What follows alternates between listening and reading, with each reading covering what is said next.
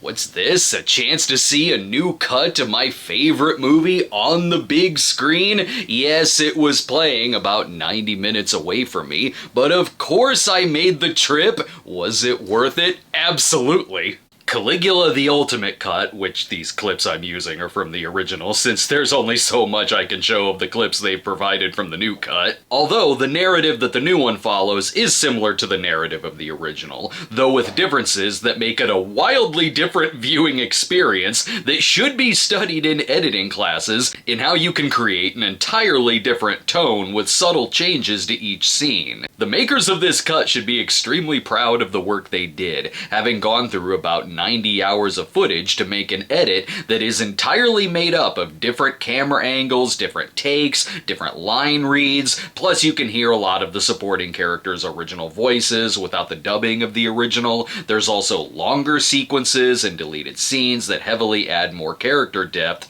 to everyone in the film. There's scenes that take on a whole new meaning when lines are put in the right context and sequences placed in the right order. The scenes flow so much better that you'd have two scenes from the original that I had no idea they were part of the same scene originally. There's a real arc to the madness here, and when you see the full version of these scenes, suddenly parts make way more sense. A good example of this is the dinner scene. In the original, they're eating, suddenly he gets mad, screams crawl, crawl, crawl, and reads a random list of names for people to be taken away. In the new version, there is a huge build-up to this, where he's playfully ordering the crowd to do silly things like catch a grape in their mouth, but he gets angrier as the scene goes on, to where what started out as playful turns deadly. Seriously, I was watching a lot of it asking, why were certain things cut to begin with? Malcolm McDowell has talked about how now people can finally see his great performance, and I'll say that I've always thought he was great in this, but I know what he means, and that with the extra stuff, this truly is one of his greatest performances on film. He was always intense in it, and comical too, but here he's downright terrifying. You're on edge anytime he walks into a room, because you don't know how it's gonna play out. It's a very psychological story they're doing here, where the more power he gets, the more he succumbs to his madness by trying to top the last crazy thing he did, but none of it is making him happier, it's just making him more paranoid. There's a bit of that theme in the original too, but here, with all of the extra stuff, there is a much better build-up to his conclusion.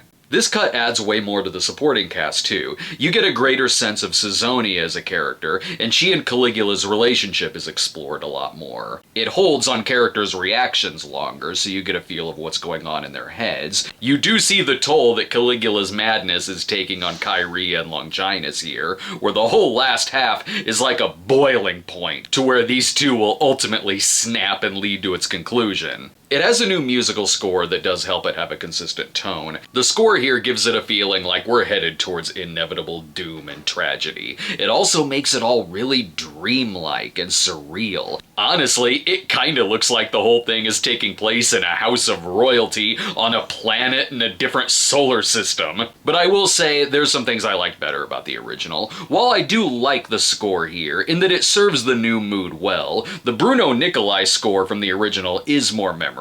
The opening and closing credits here are a bit too modern, and they don't feel like any kind of credits from 40 years ago. So for that, I like the credits better in the original cut. There's scenes from the original that are missing here, and some of it I get, probably because it would have broken the tone a little, or maybe an effect wasn't great. But there's other cases where I wondered if it was just to keep it from going over 3 hours. For instance, in the original, he's walking in the streets, attacks this street performance for insulting him and his sister, then he's knocked out. Here, he's walking the streets, it cuts to some other stuff, and when it cuts back, he's just passed out. I do wish this was still here. There's way more examples I can give of everything I'm talking about, whether it's praise or criticism, but I'll have to save that for a longer review. Overall though, I really loved this experience. It's a movie I've seen more times than I can count, so seeing a version of it that takes me back to watching it for the first time, complete with deleted scenes I never thought I'd see restored like this, was truly remarkable. So if you're a fan, I highly recommend seeing this in theaters. Thanks for watching, everyone, and be sure to subscribe to us today, plus follow us on our new Facebook page at facebook.com/TheRealCinemaSnob,